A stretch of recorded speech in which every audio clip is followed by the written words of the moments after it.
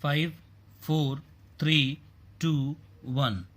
The Honorable Prime Minister addressing the Platinum Jubilee celebrations of the cooperative movement in India organized by the National Cooperative Union of India at New Delhi said, I am glad to be with you on this occasion to mark the completion of the 3/4 of a century of the service of the cooperative movement. Great and selfless men have been connected with this movement. Since its modest beginnings, it has grown to impressive size of 3.5 lakh societies with a membership of a 100 million is no small achievement. There are different forms of cooperatives and not all of them involve or affect their members in the same way. In urban area, a cooperative store is one of many outlets open to a citizen for needs. This complex has been named after my father and he was a staunch believer in the cooperative movement. To him, it represented not just another form of organizing economic activities but a whole attitude of participatory citizenship in democracy. In his words, the whole concept of a national stage and national freedom rests on the cooperative endeavor of individuals who live in the state to maintain its freedom and achieve its prosperity. He strongly believed that cooperative could mitigate the private sector's greed and exploitiveness and the public sector's callousness and bureaucratism. That is why he enthusiastically encouraged this third sector. Our 5-year plans have consistently accorded special importance to cooperative, highlighting their potential in rural regeneration. I need not remind this gathering that my father's championship of cooperation earned him powerful foes who have not forgotten him to this day. Although many still believe that profit is a divine right, even ostensibly capitalist nations have a large proportion of economic activity in the state of cooperative sector. The role of cooperatives in American and Japanese agriculture is well known. The underlying principle of cooperative is faith in the human being, in man's capacity to build and to share.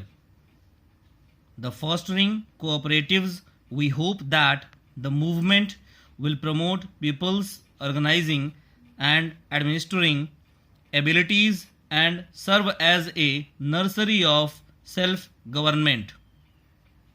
That is why in our philosophy of democratic government, we have linked cooperatives with Panchayati Raj institutions.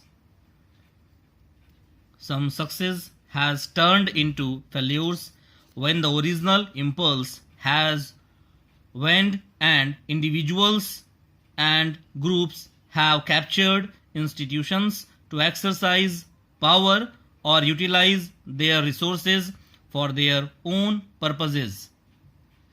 The failures are more frequent when there is no community involvement and when institutions are organized primarily with departmental efforts to fulfill targets.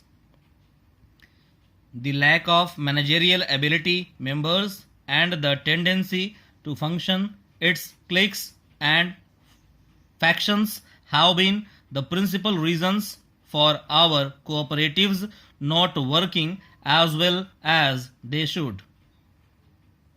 Another shortcoming is the rich are taking advantage of the movement and obstructing help to the poor.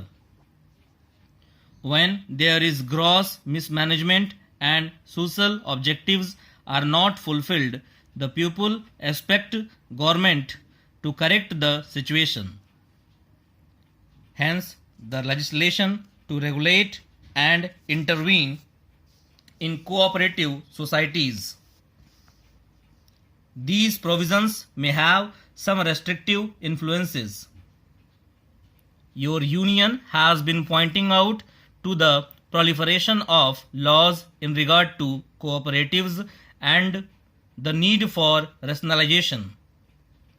Some work has begun on this and it should be carried forward expeditiously by all concerned. Cooperatives should be run on modern commercial principles. However, they should think not merely on the return to their own members, but of benefit to the entire community. Cooperative organization should also consider future investments demanded by technological changes. It is because many of our private industrialists have failed to do this and we are burdened with sick mills. The prospects of successful cooperation which have turned themselves into grossly stupid commercial enterprises is a depressing one. At the same time, many cooperatives have established schools and colleges which have benefited the larger community. Cooperatives should become disseminators of managerial and technological talent. This is where education and training are invaluable. The National Cooperative Union and other similar institutions should have a well-designed outgoing program to spread the ideals of the movement, and emphasis should be on practice rather than precept. People must be exposed to the enormous benefits that can flow to an area from cooperative endeavor. Every cooperative society which does good work should be encouraged and its effort publicized. Leaders of the cooperative movement should be trained not to be static or power-centered. They must take a conscious effort to involve the weaker sections, like the dispersal of technology and organizational skill. Continuous transfer of power should be aim of the cooperative movement.